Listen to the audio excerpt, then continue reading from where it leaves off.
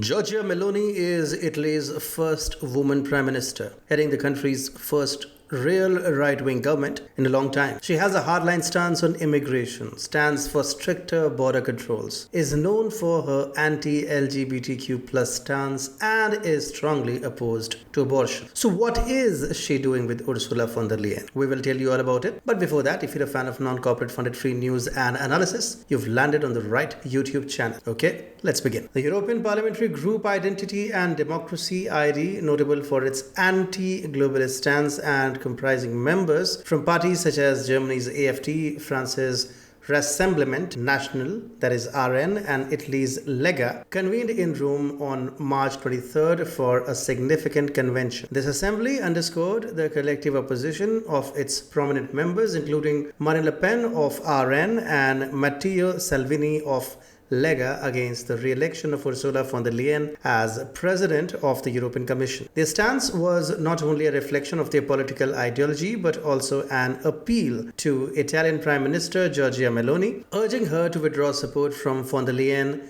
despite Meloni's close ties with the Europe's People's Party, EPP, von der Leyen's political home. During the convention, Marine Le Pen intensified her appeal through a poignant video message addressed to Giorgia Meloni. She posed a direct question regarding Meloni's stance on von der Leyen's reappointment, demanding clarity for the Italian populace. Le Pen also took this opportunity to laud Matteo Salvini as the sole right-wing figure in Italy who actively opposes von der Leyen. This unified stance found an echo in André Ventura, president of Portugal's Chega party, who was present in Rome and praised Salvini for being a defender of European nations. This consensus within ID starkly contrasts with the divergent views within the European Conservatives and Reformists, that is the ECR group, another right-wing faction in the European Parliament. The ECR, comprising 17 nationalities with varying strategies towards von der Leyen, showcases internal discord. Notably, Poland's Law and Justice Party, that is PIS, outright rejects any support for von der Leyen, while Giorgia Meloni's Fratelli d'Italia seeks assurances for Italy's recovery plan funds and the future appointment of an Italian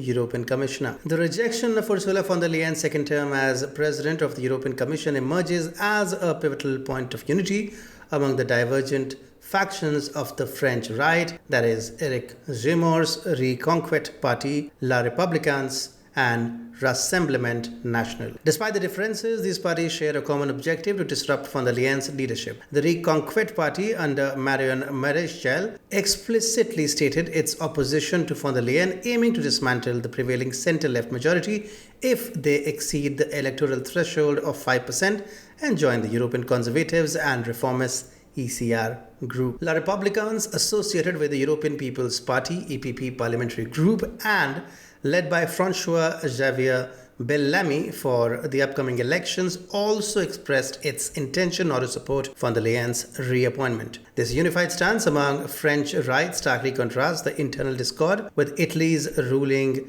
right-wing coalition, especially evident during the convention in Rome. While Marine Le Pen vocally opposed von der Leyen, Matteo Salvini of Lega sought to minimize tensions within the Italian government, emphasizing the coalition's durability and the natural occurrence of differing viewpoints among allies. The critical stance voiced by Marine Le Pen regarding Ursula von der Leyen's reappointment as President of the European Commission met with clear disapproval from Giorgia Meloni's camp. Carlo Fidanza, leading the Fratelli d'Italia delegations in Brussels, emphasized in La Stampa that Meloni opposes directives from foreign politicians irrespective of their political affiliation.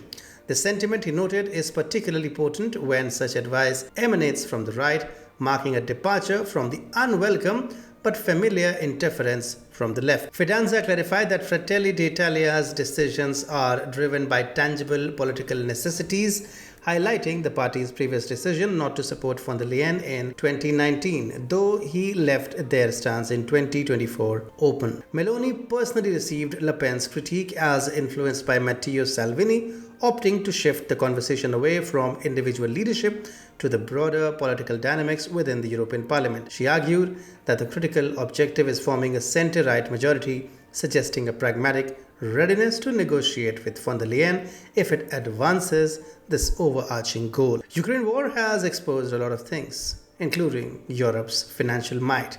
Italy, along with biggies like Germany and France, are buried under a mountain of debt. Here is our tell-it-all video. Do watch.